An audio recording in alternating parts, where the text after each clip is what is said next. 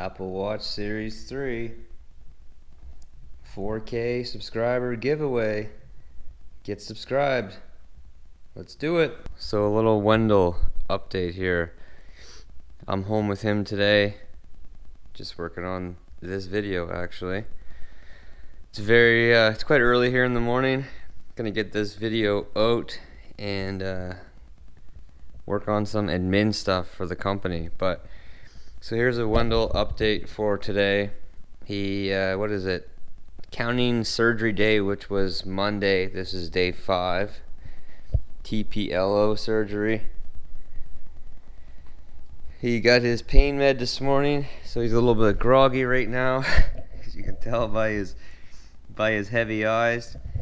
But you know, he's definitely starting to get more back to himself. He goes outside. He still wants you to pull. He still wants to pull you around the yard. He's getting around by himself around the house and stuff. But obviously, still has a long road to go. But he's getting there. He's pretty sleepy. Oh yeah. Anyway, fellas, thanks for the comments. Wishing Wendell good luck on his recovery, and you know, we'll keep you updated along the way. But so far, so good. Ooh, burr. Cold start. Airbags. High idle.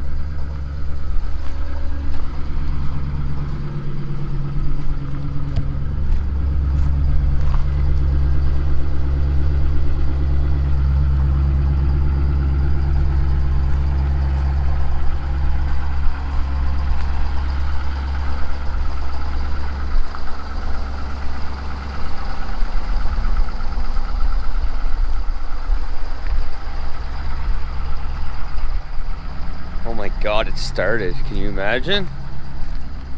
Hey guys, what's up? Welcome back.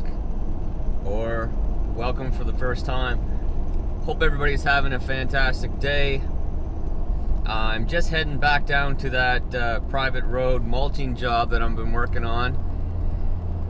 And that job has been taking much longer than what it should, because I haven't been able to dedicate really consistent full days at it. I started it, had a problem with my tooth, broke off the mulcher. The next day went down, got a few hours into it, and then had to leave to go home and build Wendell a ramp to get into the house after he had his TPLO surgery. And then after that, ended up bunch of snowstorms and windstorms knocked a whole bunch of sites down, so I had to go around and do generators. Yesterday I got quite a few hours out yesterday, made some progress, but was sort of late getting down there again, you know, dealing with Wendell. He's getting better, but he's a big dog and he's hard for my wife to handle by himself, but he's pretty good today, so she's starting to get to the point now where she can manage him for the most part. So I was up nice and early, would have been my earliest start down there yet. On my way down, and I got a phone call from one of the big companies that I do work for.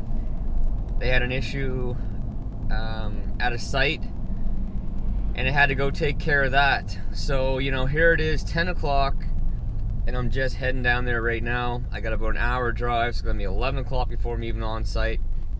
It gets dark at like 4:30, so I'm only gonna get, you know, maybe 4.5, 5 hours runtime in again. So it's a bit of pain in the butt, that's for sure. And I would just wait and go down tomorrow and get a nice full day in tomorrow and do some stuff around here. But my wife has to go to work tomorrow. She's been working from home, taking care of Wendell. But she has to go to work tomorrow. So I have to be home and around to take care of him. So I won't be able to get anything done tomorrow down there at all. So here we go. So I figured, hey, you know what? I'll make a video on the way down, as I typically do. And today's topic is going to be, diesel versus gas. So you're going out, you're buying a truck, you're buying a heavy duty truck, super duty truck. What am I going to buy? Am I going to buy the diesel or am I going to buy the gas? And there's a lot of sort of variables that go into that decision. Obviously, price is one, because the diesel option on this truck here is like almost $10,000. So to have the diesel truck, your upfront cost is like 10 grand. Now I know I've mentioned in the past before that, right now is also a prime example. Right now is a great time to buy a truck. It's the end of the year, and they wanna clear out their lots. They got the 19s in. They want to clear out their 18s, or they even want to give you a good deal on a 19. They want to hit their numbers for the year. The year's coming to an end. You can save a lot on buying a truck if you can wait till the right time. Like Ford has their employee pricing, and then end of the year stuff. Dodge Ram has incentives on their trucks right now, and they do quite big incentives on the half tons and stuff, like 25% off. Chev does, truck month or something like that. There's always incentives. You can save a lot of money. The sticker price on this truck was $87,000, and I didn't pay anywhere near that. By the time that I had the dealer incentives, Costco discount, the Ford employee pricing discount, the destination discount, and I did commercial lease, so that knocks money off the top, but your interest rate's higher, so you want to pay it off faster, obviously, or you're going to end up paying the same amount in the end. But so I had like over 20 grand off this truck, so it made it affordable. I'll say it like that. It made it affordable. So $10,000 for the diesel option. Yes, that's a lot. It absolutely is a lot. Your average maintenance costs are higher. Yes and no. So yes, your oil changes are more expensive, especially if you burn synthetic, which I am. Synthetic oil is expensive, but again, you wait till that comes on sale. Canadian Tire, or for you guys down in the States, well, I think Walmart, and I don't know what your other big box stores are, but for us mainly it's Canadian Tire and Walmart. I burn Mobil 1 full synthetic. It meets all of Ford's specifications, so that's what I burn. I wait till it's on sale, and I'll go out and I'll buy 8 jugs of it. Now that's an upfront cost for sure, but you save money. So your oil changes, yes, they're gonna range from $200 to $300, $250 for an oil change, full synthetic, plus the filter. So yes, that is expensive. The thing takes, what is it, like 16 quarts of oil. It's like right around 15 liters of oil. So it takes a lot. So that upfront cost is more expensive. Your fuel filters you need to change on a more regular basis, because the diesel is dirty. Diesel is a dirty fuel compared to gasoline. It's much less refined. So you need to change the fuel filters on a more regular basis. Every 2 or 3 oil changes, you should be changing your fuel filters. 20, 30,000 miles, I think is what they recommend. I usually do it depends. Every 2 to 3 oil changes is what I do. Obviously, in the winter time, you want to make sure that you do it before it gets too cold. Change your fuel filter. So this truck, it's due for an oil change. So I'm going to do an oil change, fuel filter change, the whole thing. Your fuel filter kit, you can do it yourself. It's not hard at all. It's like $150 Canadian. That might be a little more than what it is, but it's like $115, $120 I think Canadian. I haven't bought one for a couple months, so I'm not sure, but I'm going to be buying one probably in the next couple days, so then I'll know exactly how much it is. But so your fuel filters. So yeah, you have that stuff up front. So that stuff is more expensive. You have the cost of the diesel engine itself, is more expensive. So those are all sort of cons, I guess. But getting back to the oil changes, you can go a lot further before you have to change your oil, especially on synthetic. You know, I think they recommend every 12,000 kilometers, so that's like what, every 8,000 miles is what they technically recommend to change their oil. Especially burning synthetic, most guys won't do that.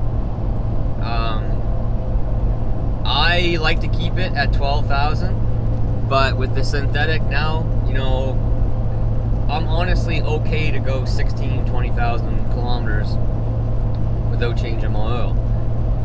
I actually this time waited to see when the light would come on, or the notification would come on saying, you know, change your oil. And it was at like 18,000 kilometers, between 18 and 20,000 kilometers before it actually told me that oil change required. So if people just go by their computer, you're gonna change it less often, big time, compared to a gas engine. You know, a gas engine, the old days, everyone changed their oil recommended every 5,000 kilometers. What, 3,200 miles, something like that. And the new engines, you know, they're saying, you know, 8,000, 10,000, but it's not close to a diesel. You can run your diesel engines a lot longer, especially on full synthetic, between oil changes. So yes, the upfront cost is more, but you're spreading them out. Fuel filters, yes, I know the fuel filters you don't get to change very often in a gas engine. So there is that upfront cost. So, you know, after a certain period of time, especially if you drive the truck a lot, the oil changes, the upfront cost, but being able to drive it longer, they might start to even out. But it depends on what you're using the truck for. Because obviously with a diesel engine, your fuel mileage is much better. And if it's not, something's wrong. So right now, I'll show you the trip once I get down there. But right now, I've driven 151 kilometers, and my fuel mileage is 12.5. And my fuel mileage is 12.5 liters per every 100, which is 19 mpg. Full-size truck, stock, with 35, 12.5, 20-inch tires. That's really good. That's really good. The 6.2 liter gas engine version of this truck, I don't know what they recommend it as, because I know they don't rate it, but everyone that I talk to who has the gas engine, one of these trucks, and the Rams and the Chevs, the 6.2, the Ram 6.4 Hemi, they're typically right around the same. Everyone I talk to, you know, usually gets between 16 and 18 liters per every 100, which is like 13 to 14.7 mpg. So over time, that adds up big time. If you do a lot of driving like I do, you know, I've had this truck for what, 14 months, and I've got 75,000 kilometers on it. If you do a lot of driving like I do, that's gonna add up quite quickly. You can go a long ways on a tank of fuel compared to the gas engine. And then if you put a trailer behind this, and then you put a trailer behind the gas engine, your fuel mileage is going to be, your separation, your difference in fuel mileage is going to be even further. So it depends on what you're using the truck for. If you're just, you know, using the truck to go from job site to job site, and you know, you only put 5, 10, 15, 20,000 miles or kilometers on in a year, then, and you don't plan on towing a lot of weight, then the gas engine is probably what you want. You're going to save the upfront costs, and you're not going to be going to the pump all the time. So the gas engine would do fine. You don't have to worry about the emission stuff, the DEF fluid, and you know, all that sort of thing. Your oil changes not going to happen very often. What, you know, like maybe 2 a year. Then the gas engine is probably what you want. Now, some guys just buy diesel trucks just to buy a diesel truck because they love them, and that's what they want to buy. They're okay with paying the upfront costs. They're okay with paying the maintenance, whatever. It's not used for work. That's what they want. They just want a diesel truck. They want to roll coal. Well, you know, right on, go ahead. But if you're using it for work, or, you know, if you maybe tow your camper a couple times a year, you go set it up for the season and then you go pick it up at the end of the season, something like that, gas engine's fine for you. It will do exactly what you need it to do, and you're gonna save yourself some money. But if you're someone who's towing a lot of weight, or you're doing a lot of driving, then the diesel engine is something that you should definitely look at. The upfront cost and the maintenance cost will even their way out. I mean, well, first off, if you're towing a crap load of weight, you know, like I tow with my 550, towing 30,000 pounds, well, the gas engine's not going to do it. Doesn't have enough torque. It's not going to do it. So you have to have the diesel. But if you're right on the cusp of, you know, do I need a diesel? Do I not need a diesel? What do I want? You know, you're starting to even it out and weigh it out. Well, I can tell you, I've driven lots of diesel trucks in my life, but this was the first diesel truck that I've ever bought. And now that I've had one, I honestly will not be able to go back. Maybe someday when I'm old and gray and shriveled up, I'll have another gas vehicle as my main vehicle, or gas truck as my main truck. But until then, it's going to be diesel from here on out. I'm fine with paying the upfront cost because I'll wait till the deal is right. And, you know, with as many miles as I put on in the run of the year, the fuel mileage starts to really take over and evens that sort of threshold out from the upfront cost and maintenance costs and all that. So I'll never be able to go back. I won't. You know, once you drive one, most guys say that they can't. They just can't go back to anything but a diesel engine. And I'm one of those guys, and now I can see why. So I'm not sure if I'm missing anything in what I'm trying to say here, but you know, if you got any questions, obviously comment on the video. I'll answer them if I can. And I don't know, that's just my input. It's my opinion. It may not be right. It's an opinion. So anyway, it is what it is. So I got my LMP Loud and Proud's hoodie on here today. The dude's giving away a truck, and one of the trucks there's two trucks that are up for the giveaway.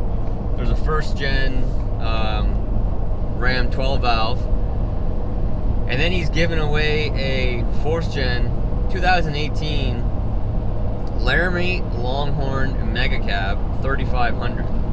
It's like an $80,000 American, $80,000 truck, and the dude's giving it away, potentially. Whoever wins, and the contest just ended last night, but it's gonna be like 4 or 5 days or so, he said, before we hear what's going on or who won. But the person who wins gets to choose, and if someone wins and they choose the first gen, I don't know, man. The guy, LMP, he definitely seems legit for sure. He's given away trucks in the past, and it's all he's captured it all on video, and it's all happened. But if someone wins and they take the first gen, I don't know, man. I don't know. It'd be very interesting. A lot of people are gonna flip out and say it was fake and it was set up and he was just trying to sell merchandise, because that's how you enter. You enter by buying. Every $15 spent gets you an entry. Anyway, we'll see. I continue on down to the job site, and I'll show you what I'm getting for fuel mileage compared to someone I know has one of these trucks, and he's thinking about getting rid of it, thinking about selling it. dog hair, because he's got the gas engine, and he says it's just too expensive to run. He just too hard on fuel, so he's thinking about getting rid of it. And you know, I told him, I said, hey man, Mike, my Power Stroke gets great fuel mileage. I'll never get rid of it. But I'll show you my fuel mileage when I get down there, and you know, you can see it for yourself. The video doesn't lie, the computer doesn't lie. So anyway, getting back, you know, touching on the fuel mileage thing again. You know, like I said, this truck is stock. So this truck has a DPF in it, and it's got the EGR hooked up. It's got all the emission stuff on it, and that's my fuel mileage. Now, obviously, if you delete that, or if something falls off, or you do a muffler delete, your fuel mileage is going to increase. It is. By how much? You know, who knows? A lot of guys throw a lot of numbers out there, and some of them are true and some of them aren't. But your fuel mileage is going to increase. Your power is going to increase. It's the way it works. Like the engine is constricted the way that it's built here. And also, if you do that and you do it properly, your truck's gonna last longer. Your engine's gonna last longer. I mean, historically, diesel engines go forever. Like that's why there's semis, diesel semis, and diesel tandems, and you see these trucks, the Fords and the Rams and the Chevs. You see them, you know, online for sale with 500,000-600,000 miles on them, and they're still going strong. Compared to a gas engine, you just don't typically get that many miles out of a gas engine. It's just the way they run, and the way that they're built, and the way they operate. So if you're someone also that plans on keeping your truck for a lifetime, a long time, then diesel, again, that's a benefit. It's an absolute benefit. They typically last forever if you maintain them properly, and you know, some stuff falls off. Just so people don't say you were getting that fuel mileage because you were doing 70 kilometers an hour, you know, 50 miles per hour, you know, 40 miles per hour. No, I'm doing 70 miles per hour.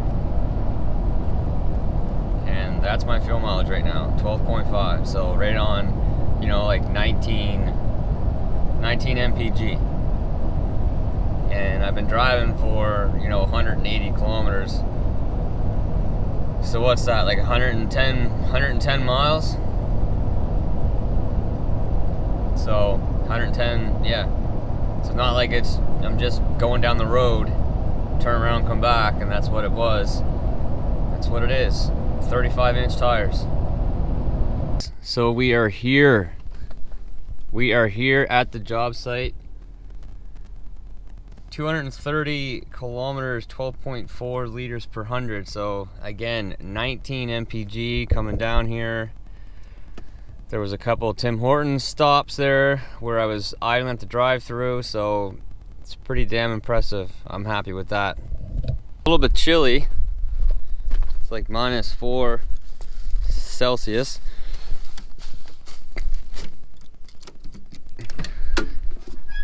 So let's do a little cold start on this guy.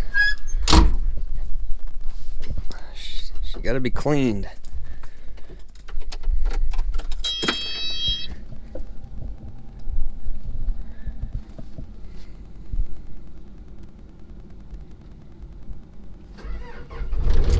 Oh yeah.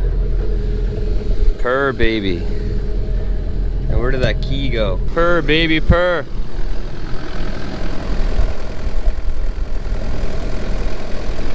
Machine is actually due for its fuel filter change. So there's a slight flicker there right now, but once I get the filter changed, it won't be a hiccup at all. I think a couple of these teeth I'm gonna flip around so I got the nice sharp edge out, and we're gonna get going. So there it is. These tires look great. I think they look really good on this truck. So happy with them so far.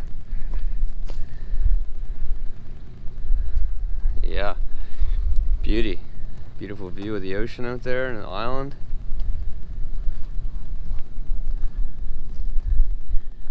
Alright, so we're heading home for the day. Starting to get dark. Made some pretty good progress today, but late getting on site. So we're heading home for the day. That concludes the video. So use that information if you'd like to make your decision on, you know, what you're gonna buy, gas or diesel. But thanks for watching, guys. Please like, subscribe, comment, you know, all that stuff. I think I'm starting to lose my voice. Yeah, please like, subscribe if you haven't. Hit the notification bell so you know when I got more of these coming out. Lots more good content to come, guys. Alright, everyone, take care, stay safe, have a good one, get her done. Later.